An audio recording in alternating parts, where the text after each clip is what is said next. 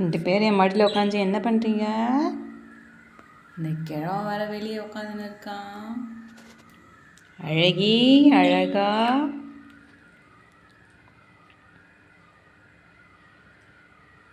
Handsome boy அழகி. டேய் நீ மட்டும் வந்த பிச்சுடுவேன்.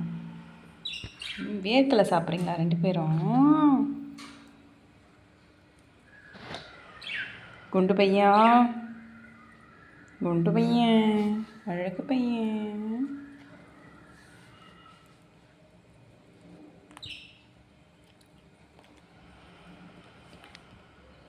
அழகிய மேலேயே பாட்டி போயிட்டா.